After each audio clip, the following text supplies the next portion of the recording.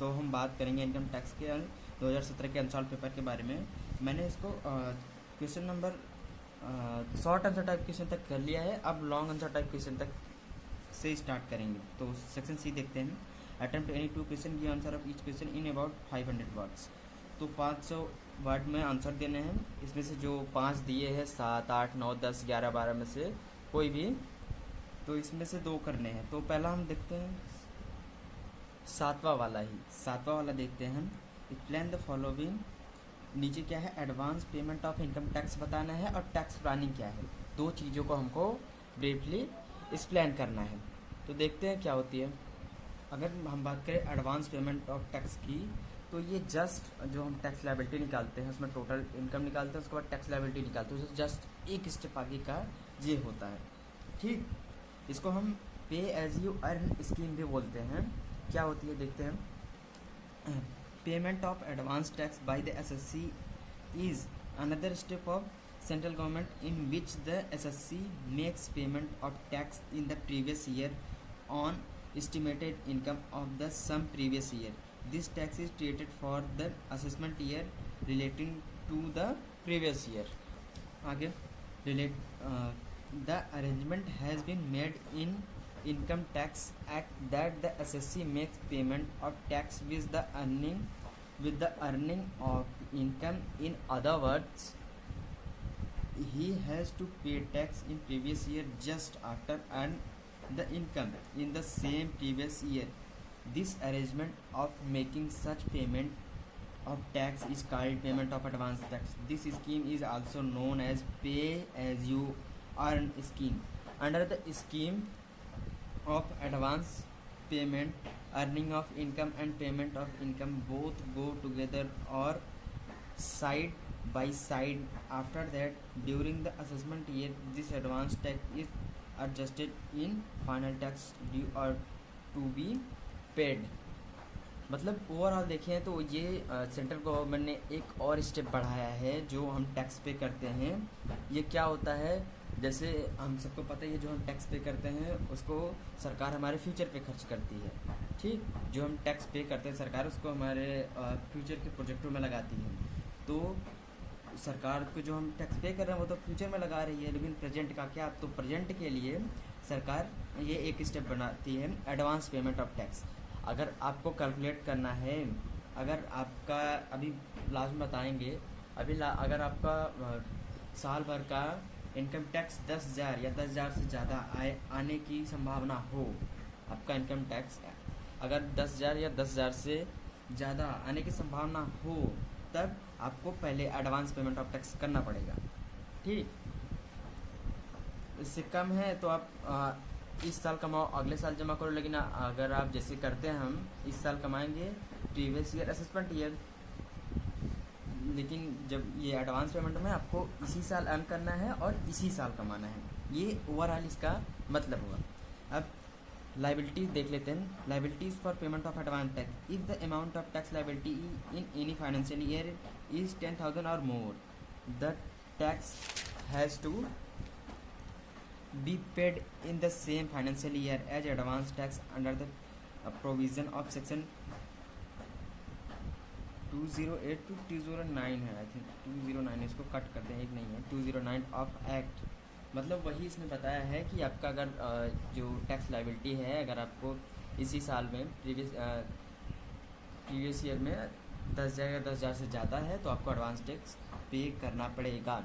Advance tax को कैसे पे किया जाता है, इसको 4 किस्तों में हम पे करते हैं। Instalment of advance tax and due dates, आपने जो थियरी पीछे पढ़ी है, अगर उसमें एक आध लाइन इधर उधर हो गई चलेगा, लेकिन ये जो फॉर्मेट है ये आपको पक्का लिख के आना है। अगर आ रहा है एडवांस टैक्स तो ये बताना ही है कि कैसे कैसे होता है। तो पहले सीरियल नंबर 1, 2, 3, 4 किस्तों में देना है। ड्यू डेट ऑफ इंस्टॉलमेंट कब कब भरना है, तो और अमाउंट ड्यू कितने % देना है। तो पहले 15 जून या उससे पहले भरना है तो उस पर 15% लगेगा।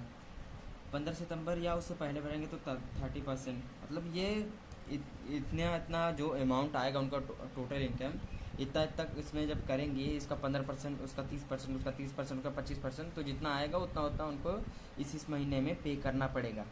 ठीक, इंस्टॉलमेंट में उसके बाद 15 दिसंबर या उससे पहले, उसके बाद 15 मार्च या उससे पहले। तो ये हमने डिस्कस कर लिया क्या एडवांस पेमेंट ऑफ टैक्स। तो अब देख लेते हैं टैक्स प्लानिंग क्या होती है। Is a way to reduce tax liability by taking full advantage provided by the act through various exemption, deduction and relief. मतलब टैक्स प्लानिंग वो होती है जब हम अपना टैक्स का, उसके एडवांटेजेस का खूब अच्छे से प्रयोग करके जो उसमें एग्जम्पशन या डिडक्शन या रिलीफ जो दे रखी है उसकी मदद से जब हम अपना टैक्स लायबिलिटी को कम करते हैं उसकी मदद से, ठीक, तब हमारा वो होती है टैक्स प्लानिंग, उसको बोलते हैं। अगर आपने जो वो थ्योरी लिखी है अगर वो ठीक ठाक लिख ली, आपने एक आध 1.5 पेज भर लिया तब तो ठीक है, अगर नहीं तो आप ऑब्जेक्टिव्स भी लिख सकते हैं। इसका टैक्स प्लानिंग की ऑब्जेक्टिव्स क्या क्या होते हैं, कुछ ऑब्जेक्टिव्स पढ़ेंगे। To increase economic effectiveness and productivity of the country. तो कंट्री का डेवलपमेंट एक तरीके से करने के लिए ये ज़रूरी होता है tax planning. To compensate natural calamities. Next, to enhance economic welfare. आगे, to increase revenue income for economic development. Next है 5वां, to create necessary arrangement for safety of country. तो वही जो हम नेवी अपने डिफेंस पे खर्चा करते हैं उसके लिए भी टैक्स प्लानिंग ज़रूरी होती है। तो हमने ये 7वां वाला कर लिया, एक क्वेश्चन हो गया हमारा 2 में से, एक और करेंगे। तो 7वां कर लिया, इसमें से एक और करेंगे। ये इनकम फ्रॉम सैलरी का एक दिया है, कोई देखते हैं ये वाला 11 वाला जो दे रखा है। ये explain the provision regarding set off losses while computing the total income. तो सेट ऑफ लॉसेस के रिगार्डिंग प्रोविज़न उसको बताने हैं। तो देखते हैं सेट ऑफ लॉसेस क्या होते हैं। तो ये जो सेट ऑफ लॉसेस होते हैं ये हमारे एसएससी की राइट होते हैं, ये हमारे एसएससी के राइट होते हैं। सेट ऑफ लॉसेस इसमें आते हैं, इसके राइट में। तो जो हम इनकम निकालते हैं, टोटल इनकम निकालते हैं, उसमें इनकम फ्रॉम सैलरी, पीजीबीपी और मतलब ये जो 5 हेड का हम लगाते हैं, लाइक सैलरी वाला, house property, profit and gains, income from और कैपिटल गेन, उसके बाद इनकम फ्रॉम अदर सोर्सेज। ये सब जो होता है इसमें तो हमारी इनकम आती है। ऐसा ज़रूरी नहीं है कि हर व्यक्ति की इनकम ही आए, किसी किसी की लॉसेस भी आते हैं। तो उस लॉसेस के बारे में हमको बात करनी है, क्या होती है लॉसेस। तो meaning of set of and carry forward of losses. तो कैरी फॉरवर्ड या सेट ऑफ लॉसेस के बारे में बात करनी है। Set off losses includes 2 type of losses. तो सेट ऑफ लॉसेस 2 टाइप के लॉसेस को अपने अंदर इंक्लूड करता है। कौन कौन से 2 टाइप के लॉसेस हैं। पहला है set off losses in the same year और set off losses in subsequent year. तो इसी साल या अगले साल, ठीक। तो सेट ऑफ लॉसेस का इन द सेम ईयर देखते हैं क्या होता है ये, इसके regarding provision. Set off losses in the same year. If an SSC suffers loss in a year from one source of one head and there is gain in the same year from another source of same heads, he can adjust loss against income in the same year. It is called set of losses in same year.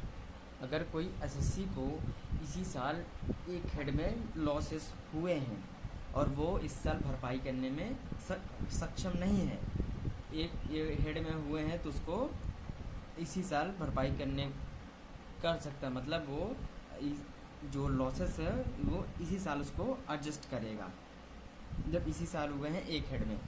अब दूसरा देखते हैं हम, set off losses in subsequent year. If the SSC could not set off this losses in the same year due to lack of income or insufficient profit, he may adjust the losses of one year against profit of next year. It is called set of losses in subsequent year. In other words, unrecouped part of losses shall be carried forward and can be set off against future profit. This process is known as carry forward of losses. मतलब जो हमारा SSC है अगर वो इसी साल अपना losses adjust नहीं कर पा रहा है, जैसे लैक ऑफ इनसफिशिएंट प्रॉफिट या कोई और कारण से इसी साल नहीं कर पा रहा है, तो वो अगले साल इस लॉसेस को कवर कर सकता है अगेंस्ट प्रॉफिट होगा तब। अब अगेंस्ट अगले साल वो प्रॉफिट के अगेंस्ट अपने लॉसेस को कवर कर सकता है, ठीक। और अगर अगले साल भी नहीं हुआ तो फिर अगले साल वो ट्रांसफ़र किया जाएगा, जब उसका प्रॉफिट होगा तब वो कवर करेगा। ऐसा नहीं है कि अगले साल नहीं हुआ तो वो छोड़ वहीं पे करके इधर उधर करने। अगर प्रॉफिट अगले साल का होगा तब आप अपना लॉसेस को एडजस्ट कर लेंगे। This process is known as a carry forward of losses. तो अभी तो इसकी मीनिंग देख लेते हैं। अभी जो क्वेश्चन ने पूछ रखा है हमको लिखना क्या है, अब लिखना है provision regarding set off losses. तो प्रोविजन क्या है भैया? Set off loss from one source of income under one head against income from another source of income of the same head. जब आपको इसी एक हेड में आपको लॉस हो तब की बात हो रही है। सेट दूसरा है set off loss under the head against income under another head. Set off loss under one head against income under another head. तो सेट ऑफ लॉस अगर आपका एक हेड में हुआ है तो उसका अगले साल या इसी साल उसी हेड में उसको कवर करेंगे। सेट थर्ड है set off loss of general business और नॉन स्पेकुलेशन बिजनेस, मतलब सट्टे के व्यापार से जब हानि हो तब। Set off loss of specified business, जब हमें क्या बोलते हैं स्पेसिफाइड बिजनेस से हानि हो तब। Set off loss of speculation business, ये दो बार लिख देगा। Set off loss general business और नॉन स्पेकुलेशन बिजनेस, या यहाँ पे नॉन था, सॉरी यहाँ पे नॉन था, मतलब ये जब सट्टे वाला व्यापार ना हो और जब सट्टे वाला व्यापार हो, दोनों समझ लेते हैं, ठीक।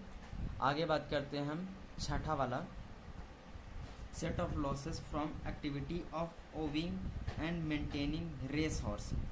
जब हम रेस हॉर्स जो होती है उससे जो लॉस होते हैं उसको कवर करते हैं इसमें।